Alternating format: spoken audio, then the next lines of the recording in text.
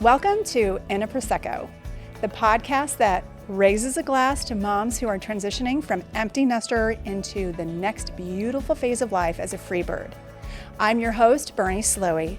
I'm a mother of two sons who have grown and flown, and I'm also a former corporate executive, filmmaker, writer, speaker, and entrepreneur who has helped women transfer into their authentic selves to uncork their infinite sparkling possibilities.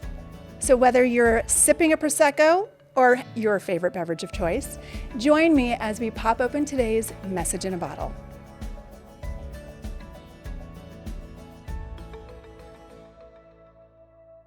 Hello, and welcome back to A Prosecco, the podcast that talks about empty nest syndrome and changing that mindset into a free bird. So today's episode, I have a returning guest, my husband and fellow empty nester, Joe Slowey. Glad to be back. Yesterday, when we did our recording, we thought we were going to actually talk about our different perspectives on empty nesting. And what ended up happening is that we shared our origin story. And so depending on if you're watching this first or you're going to go see the other episode, that gives you some backstory to really where we are today with the mentality of becoming empty nesters. But I'm really glad you're here today. I'm pouring the truth serum, same bottle from our first episode. And so I'm going to finish this bottle off.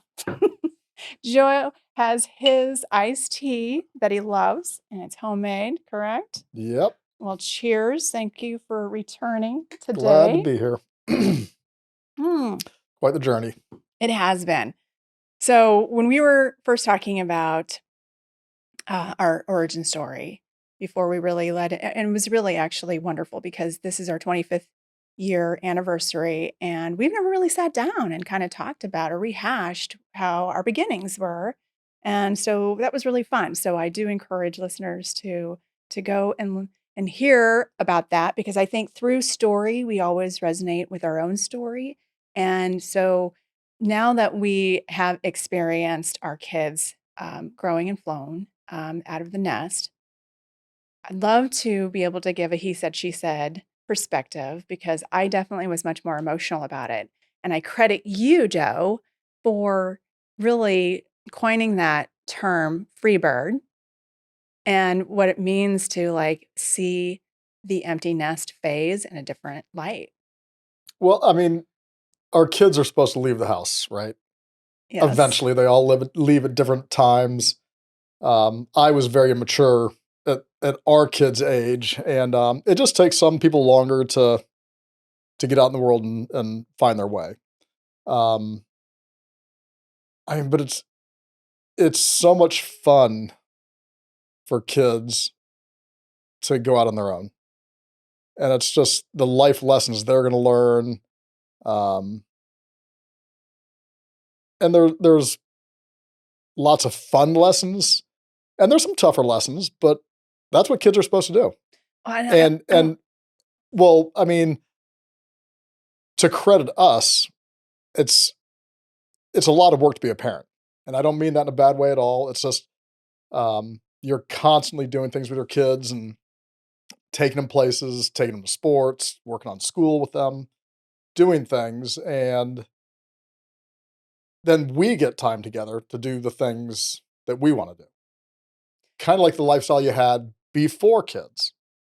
Right. And even remember how when we would drop off the kids at camp and we'd Yes. have several days or a week to ourselves, and how excited we were to actually have date nights again Yes. without a babysitter lined up to be able to enjoy it. And we would take advantage of almost every night, like going out to dinner or to a movie. Mhm. And I think that's why it was important I feel, to share my perspective on it versus yours, because as parents and our origins, family origins, and really understanding why I felt as emotional as I did versus your sense of freedom.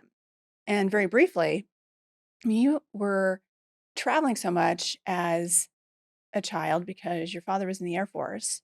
And so you would be uprooted on the regular. And I love your sense and attitude of how every time that you moved, For you, it was like a new adventure and that you made new friends all over the world. Sure. And for me, I felt it was like, I never feel rooted enough to make friends long enough to feel secure. And so that's a little bit of where I feel like it was important to live in a stability or like having stability at home. Like living in the same house for them, I know was really important. And so they had a very different, our children had a very different experience growing up. We weren't moving around all the time. And so I think even from both of our perspectives, to give them a sense of like when we had the opportunity to move when they were little, they didn't want to.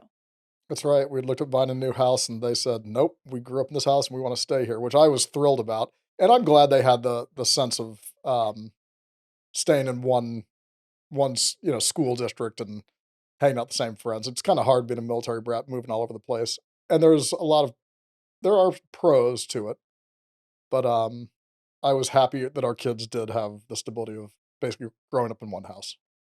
Yes, I agree with that. And, there's also for our friends who were divorced, who experienced empty nesting sooner, right? Because they had to share their weekends. Mhm. And so we got to see that perspective. And I think for that reason, my parents were divorced.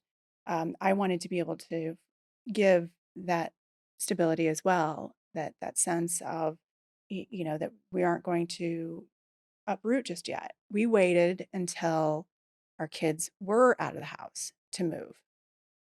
Yeah, I mean, and for me, when the kids left, they were, 35, 40 minutes up the highway in Boulder. So it wasn't like we couldn't go see them or they couldn't come home anytime they wanted. When we moved to Florida, it was, I mean, I think it was a blessing, a blessing and a curse. I mean, for our son Jack, I think it was really good for him because he was always the baby of the family and he really sucked up to mama. He was quite spoiled and you really, I don't want to say coddled him. That's not a bad thing to say.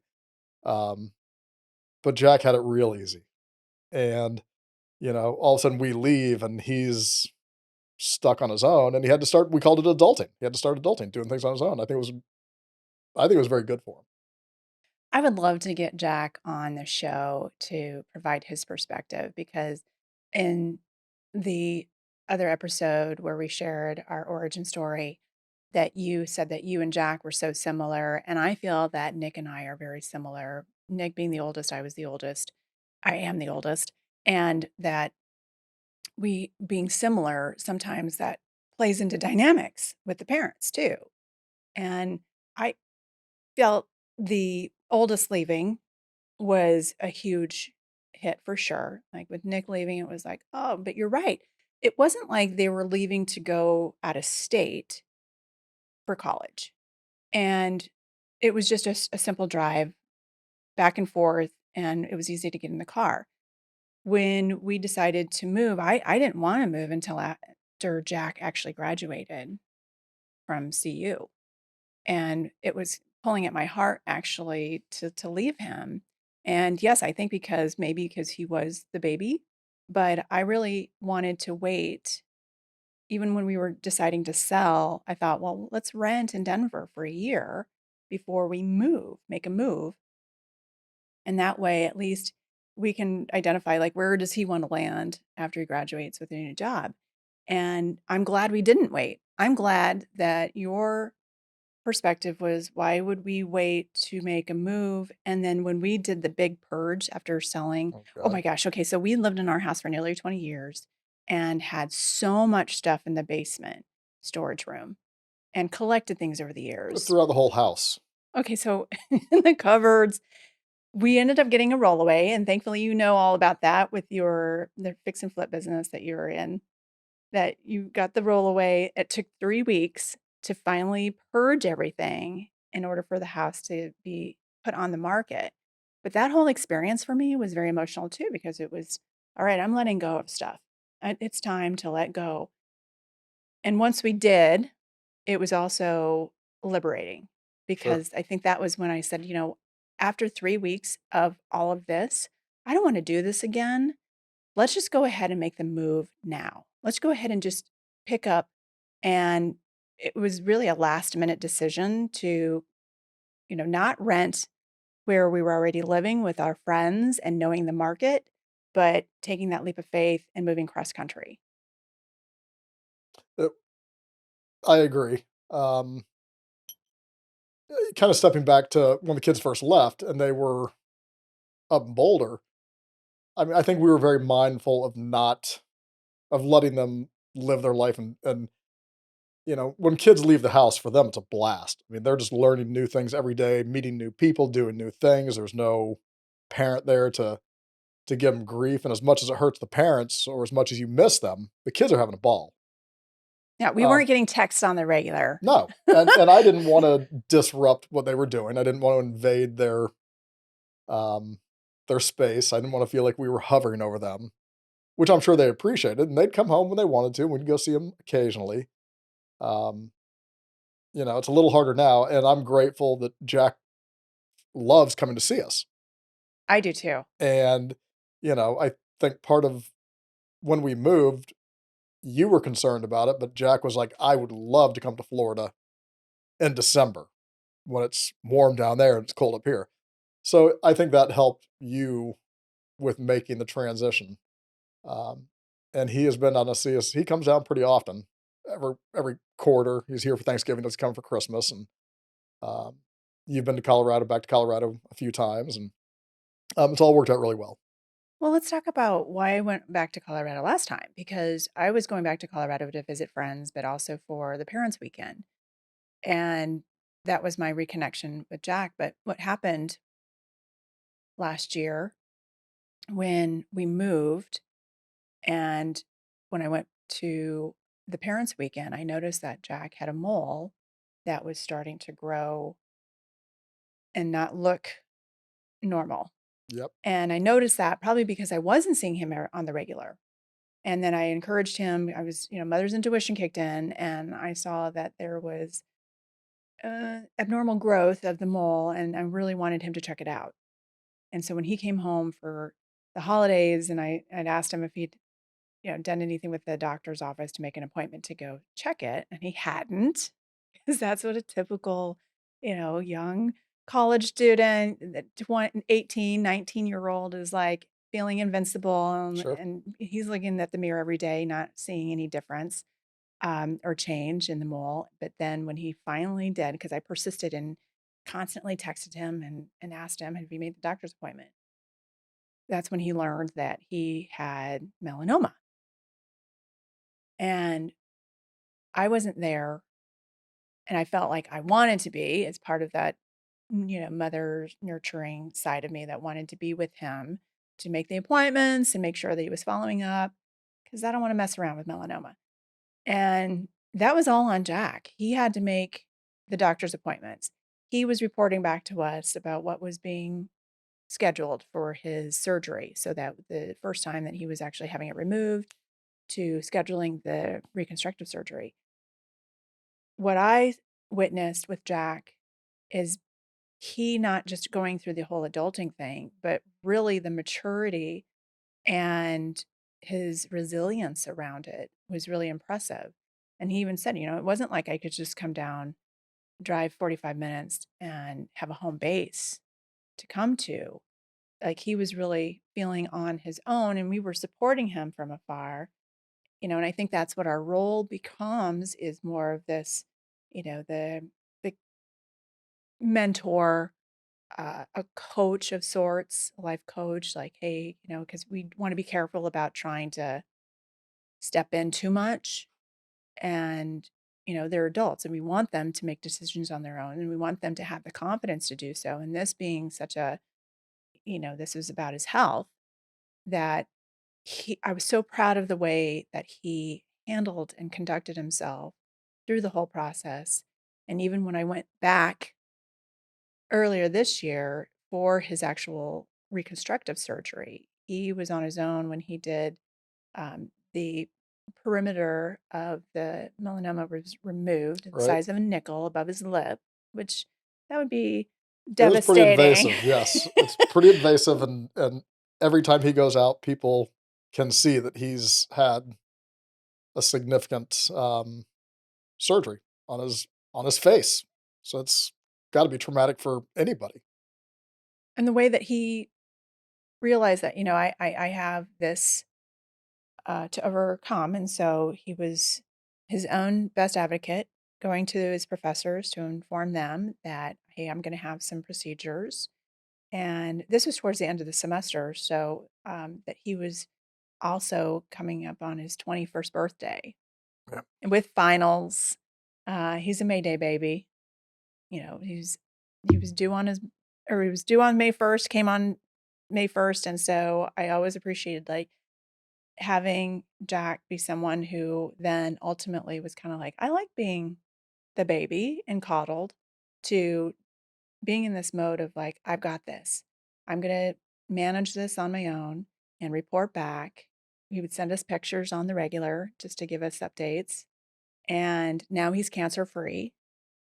And he's also been able to, I think, use that experience in a way of like when he was interviewing with the internship. And he even said, he was like, I'm not even 21 and I was able to kick cancer. right. And immediately being able to see that that was something of an accomplishment that he did on his own. I mean, I think as parents, you wanna be there for your kids and, hold their hands, and and that's what you're supposed to do, right? It's you wanna take care of your kids, but in the same respect, the kids, this is part of growing up, and it also, when they accomplish these things, it makes them feel good. I mean, and I always have told our boys, they'll call and ask questions, and I tell them, I said, "You're an adult now." Jack has asked questions, "Well, Dad, what do you think? Can I do this?" I said, "Jack, you're an adult. You can do whatever you want." And I think it kind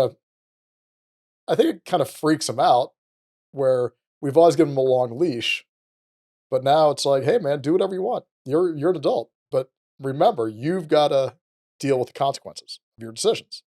So make good choices." Well, that's coming from dad. And from mom, I encourage them to listen to their intuition Sure. and listen to that gut instinct, just as it was that instinct that it's like, Jack, that's not normal. That's not, that your mole is not looking right. And to be able to nudge him enough. I wasn't making the call to the doctor. And that when he finally did, he owned it. So he has the relationship with the surgeon now. Right. And you're right. I think that, again, with our roles, it changes because really the empty nest phase is shifting from this focus on, okay, I got to make sure that the kids are doing okay, to wait a second, how are we doing as parents? And when we left Denver, we moved and the pod was on its way to our new home, but we were so busy just making sure that the house was ready and prepared and leaving hours before the new people were moving in. And as we were driving away, I'm crying for 3 hours straight because it was all I knew for the last 39 years was the state of Colorado and growing up there because I wanted the stability that I didn't have when I was younger. And so that uprooting for me was really challenging and to feel like I was leaving the kids.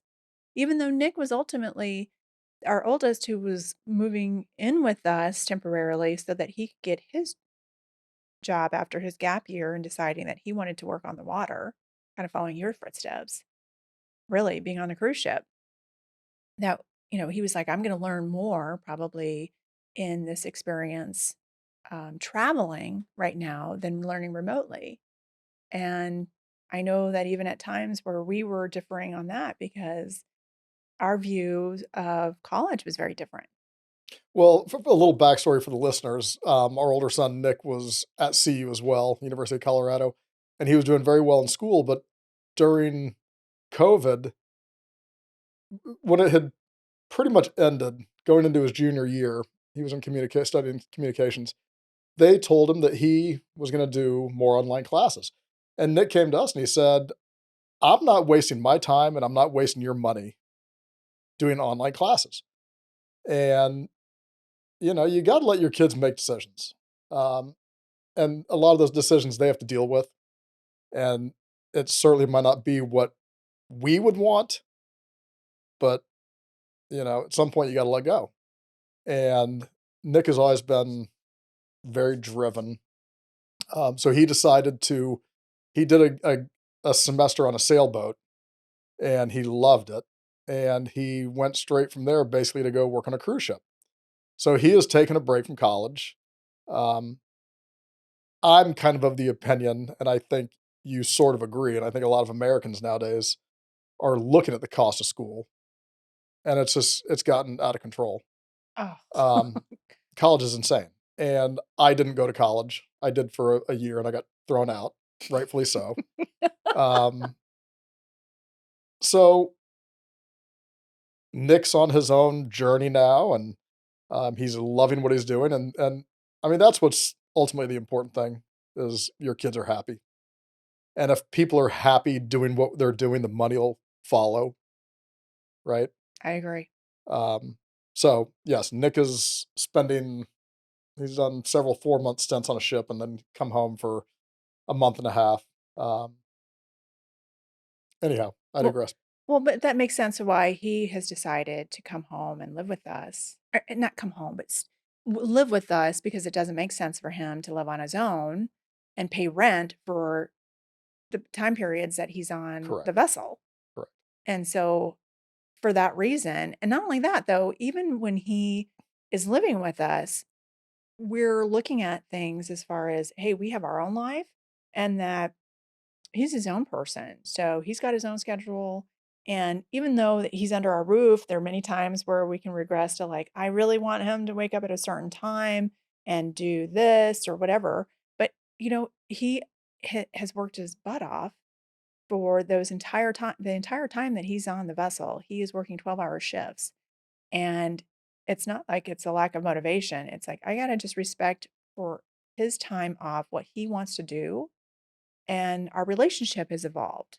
So since becoming empty nesters, it's a shift in that parenting, again, in our role, we're always parents, but we have shifted in more of the the guidance counselor, for career choices or a mentor and really leading by example. And I think that's what we've been doing as we made the big leap and changed homes and residency so that going across country for us, as people were questioning, like, well, are you guys retired? And I'm like, no, we're far from retirement. And as I always tell people, I'm here for re inspirement. Agreed. This wasn't like, okay, now we're leaving our old home and no, we've had to start over in a sense, meeting new friends and also having time for one another. And I've shared in previous episodes as far as a whole reevaluation that is a healthy thing to do. And I think it was Rumi who said a life that goes unevaluated is not a life fulfilled, that we're always wanting to grow and expand. And so here we are and as a couple, and I think we even have had to like look at our relationship and redefine it because when we first got married and not having children and then wanting to have children and focusing so much on our family unit and for them, not only is it an opportunity for a reflection of, okay, where are we today as individuals, but where are we as a couple? And I think that's a healthy thing for a lot of people to evaluate because no longer is the focus on, okay, we're staying together as this family unit. How am I being in the world? What am I doing in the world? Who do I want to be in the world? And where am I going next? I will tell you, like, our concerns were completely different when the kids were leaving, and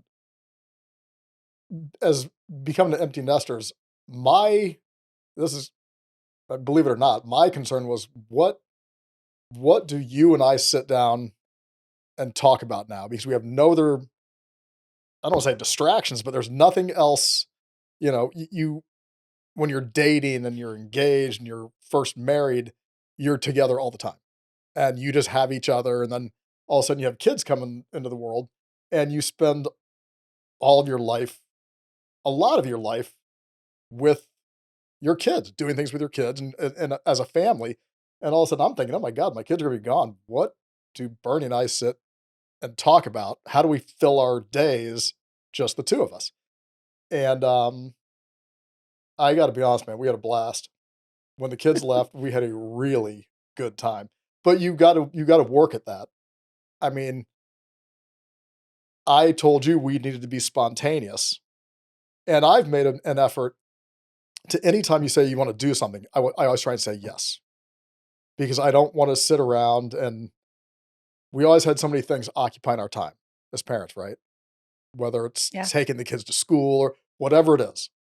And so now you have to find ways to fill up your day, and I don't wanna say rekindle a relationship, but you kind of do, because you're back to having just the 2 of us and the intimacy of us alone, and not having the distractions of,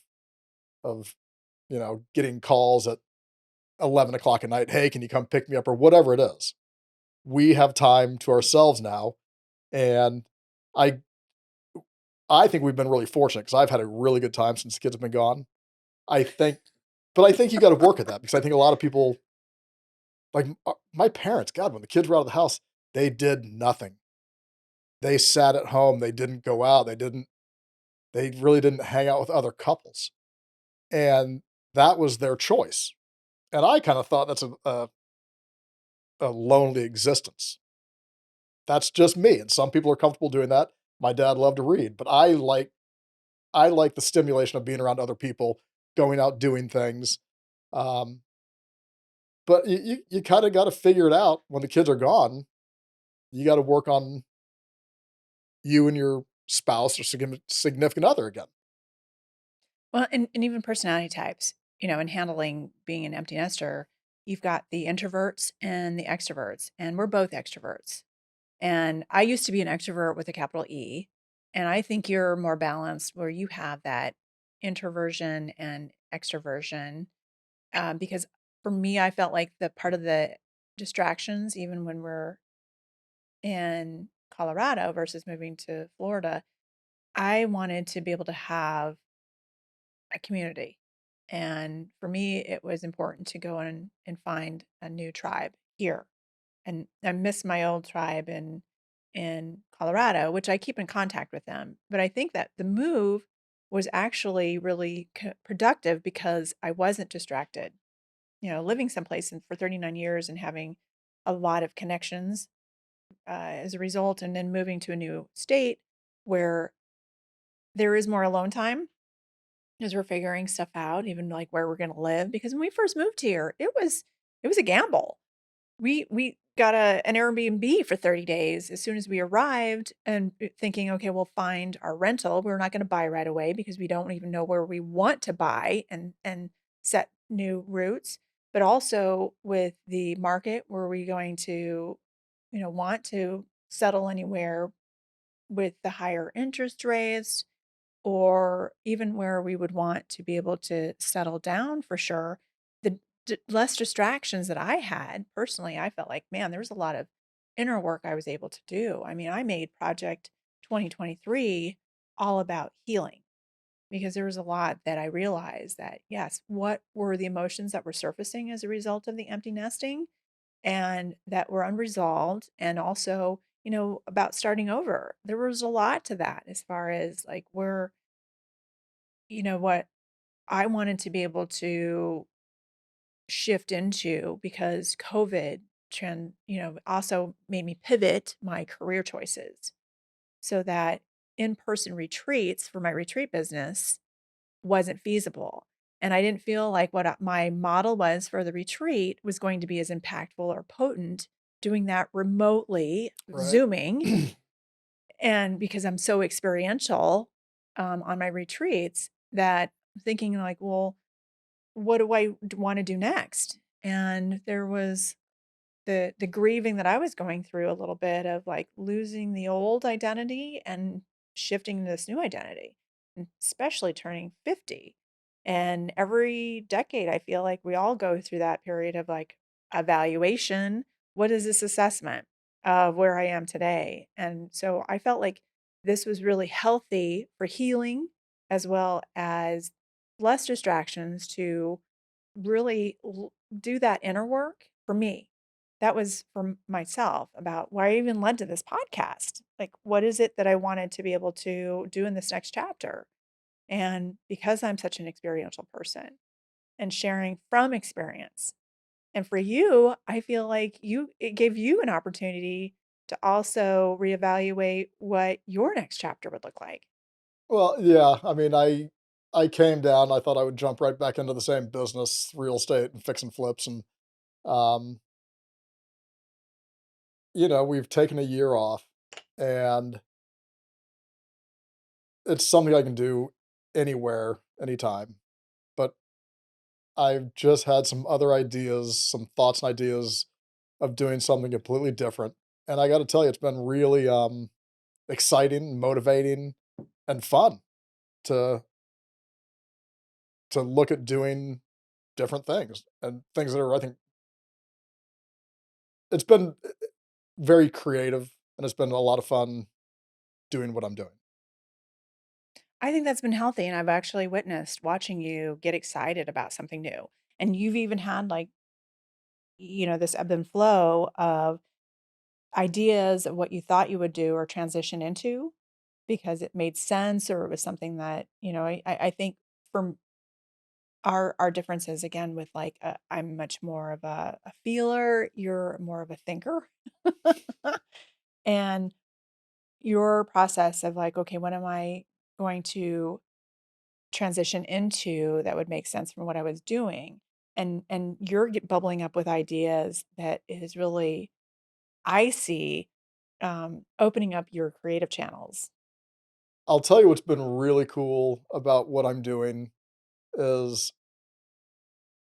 I mean, we're our kids are to the point in their lives now where we're actually asking for their input because it's important in what we're doing, right? And what I'm Mhm. doing, and I think that their insight will be part of the, consumer group that I'm targeting.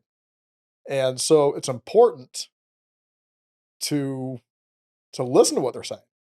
And it's to me, it's really cool to where, you've got the type of relationship with your kid where you're actually believing in what they're saying, and it's their opinions are very valuable.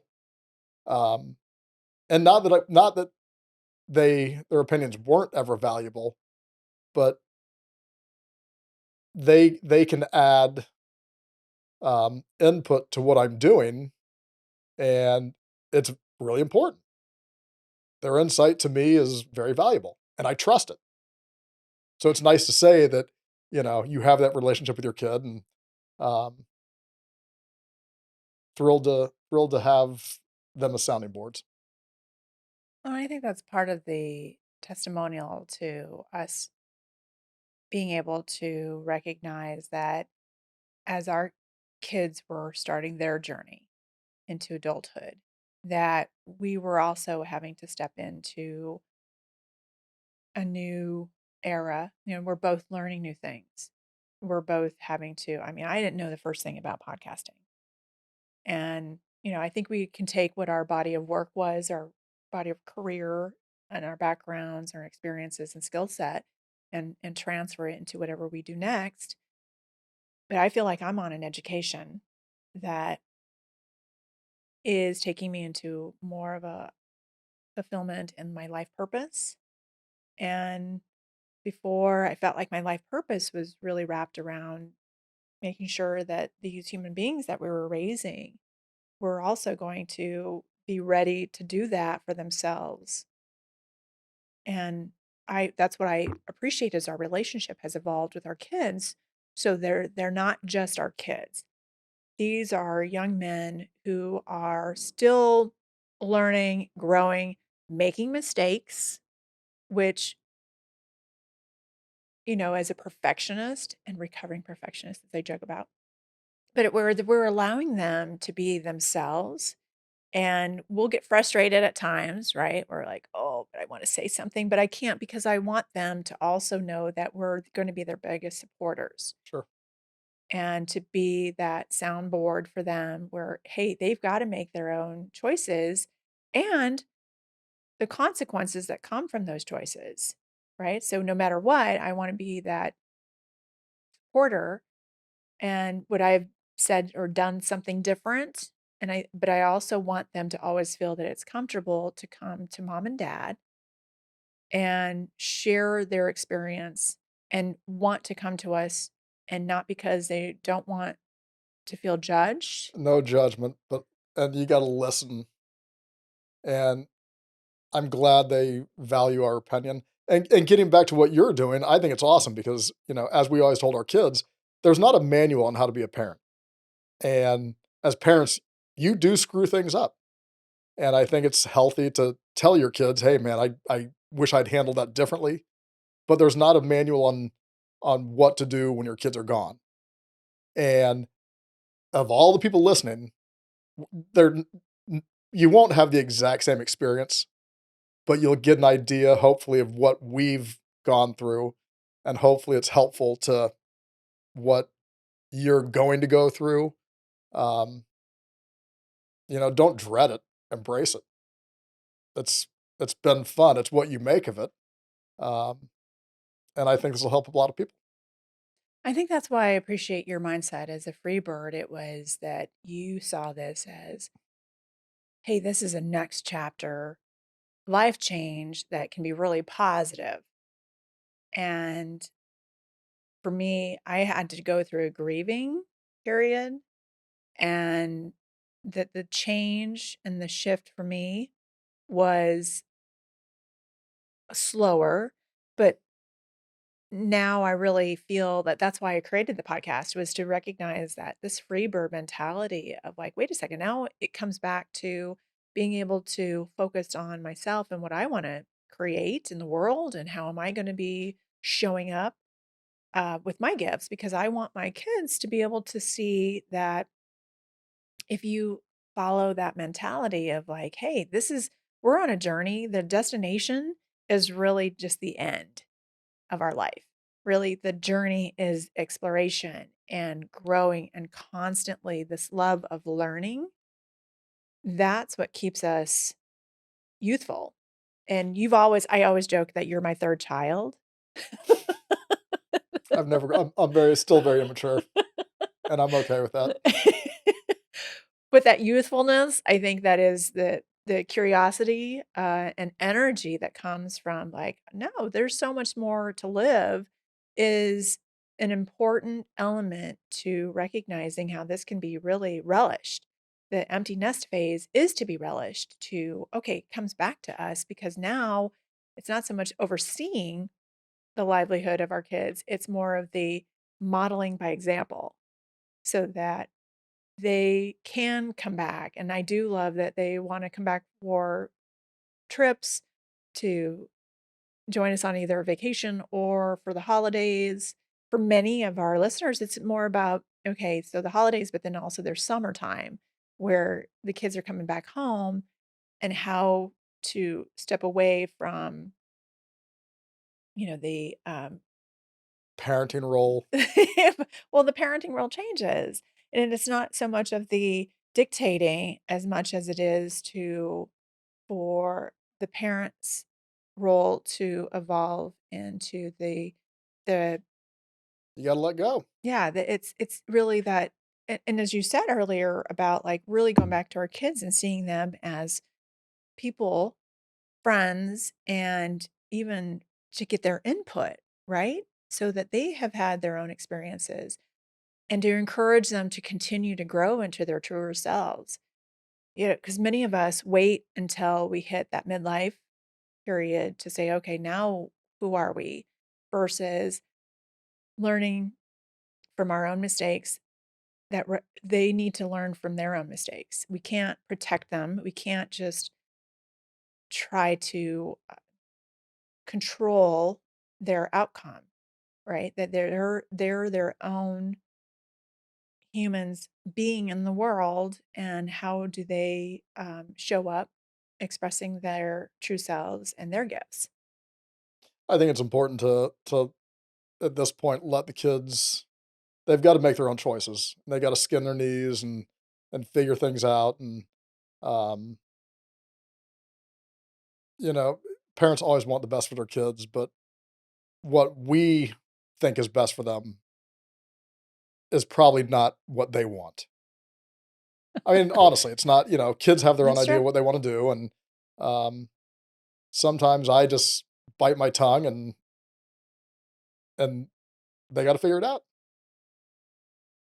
With that said, they've got to figure it out ultimately, because it gives us an opportunity, mom and dad, as we evaluate our lives, as we evaluate our relationships with one another, with our friends, in our community. That is the cycle that is very healthy, that we're coming into this empty nest phase and embracing it. So, Joe, as we wrap up this episode, if you were to encapsulate a summary, or even just your last words of experience, wisdom, what would you have for the audience? I don't know. I think it's important to let go of your parenting role. It's very hard to do that. Let your kids live their own life. You can't have too high of expectations for your kids because you might be disappointed. Um, but it's not what is important is their happiness and what they want to do. And my parents were kind of controlling, and a lot of times they thought I was crazy in the things I was doing, but I didn't want their advice. I didn't want to be around them. Um, you need to let the kids. You need to let them be happy. Let them figure it out. They're going to make life choices that aren't the right choices. That's okay. That's how you learn. Um, and we told Nick the other day. It's like, hey, listen, he was working through some things at work, and as always said, Nick was, listen, if you want a sounding board, we didn't tell him what to do, how to do it. We just said, if you want a sounding board on how to approach these things, let us know, and you leave it at that. And he will, I believe, at some point come back and say, hey, this is what I'm thinking. What do you think? But let him do that instead of us telling him this is what you need to do. I think it's important for kids to they're adults. Let them be adults. And I think because of his personality, he guided us to be able to give him that kind of advice. Whereas our youngest might be more of like, hey, I want your opinion and I'm needing more guidance. And I think that's the same. It's like my closing thought as a parent is that we take our role as parents to be more passive, so that we allow our children to grow into the confident adult that we want them to be. So that if they're making choices, that we can offer guidance and mentorship, and they make the final decision, and they take the action for the final decision, right? There's not the sense of like mom and dad going to be disappointed in what I do. It's you wanted our advice, we're giving it to you, but ultimately at the end of the day, you're in charge of your life. You're in charge of this journey that you're on. And if it weren't for, honestly, from my perspective, if I didn't have Bernie's journey and that film project, that I would have done it differently, because I was so controlled from my childhood, that releasing that those reins was something that I think helped bring our kids closer to us, so that they knew it was a safe place to come back to, and know that it was okay to also share their insecurities or questions about life or decisions going forward. And that's what I'm so grateful for, and feel blessed that both of us have that kind of relationship that we have today with our kids. Our boys, no doubt, no matter what they do, I'm going to be behind them 100%. And there's still so much to celebrate, right? That there's, whatever they decide in their career, whoever their spouse may be, and if they decide to have children, and I get a second round of parenthood as a grandparent, I'm going to spoil those babies. And as you said, you're like, I'm going to totally let them have sugar, Mountain Dew, whatever they want. And then hand them back. I think the important thing for me is to just, um, as parents, remember, it's hard, I think especially for moms to see the kids go, but please believe me when I tell you they're having a good time. So, it'll be okay. You're gonna be fine. Um, let the kids go, let them have fun, and you go have fun. Boy, is that Figure out ever true. figure out new things to do. Um, and I think that, the parents will find they're on a journey as well as the kids are. And no journey is the same. No, Everyone has their own path, and there's no definitive on we're offering you our perspective because we're still early in the empty nest phase. And what we're looking at, and I've always said this, I'm like, we're dealing with less years ahead of us than behind us. So making the most of it and being that role model and really being able to lead by example is now what our parenting role has really shifted into, so that the kids can look to us as, okay, they're doing their thing. And as I do my thing, and we be willing to accept them for their choices and their learning as they grow. And I've always said that, not always have I said this, but I'm saying this now as far as mistakes are really just lessons to be learned, sure, because then they're not mistakes. It was an education. absolutely. And some of the best lessons you learn are from bad mistakes. Yeah. But they're not failures No, necessarily. no.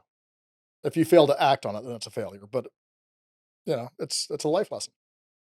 Well said. And on that note, Thanks for listening, people. hey, I'm so Cheers. glad you came on, Joe. Thanks I for having me on. It was appreciate fun to talk you about it, and being a co-parent on this journey.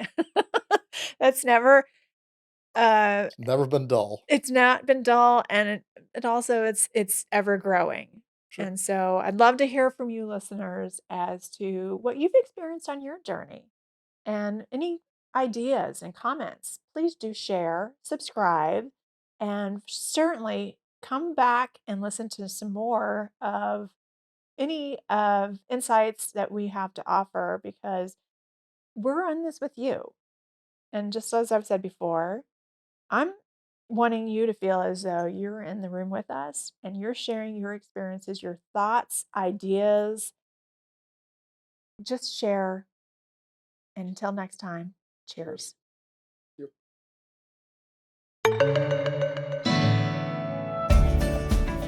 If you enjoyed this episode of In a Prosecco, be sure to subscribe so you're notified when a new episode is posted. Rate and review the show, and please do comment and share ideas for topics that are important to you. A friend who cares is a friend who shares. Here's a toast to you on your re-inspirement journey. Cheers.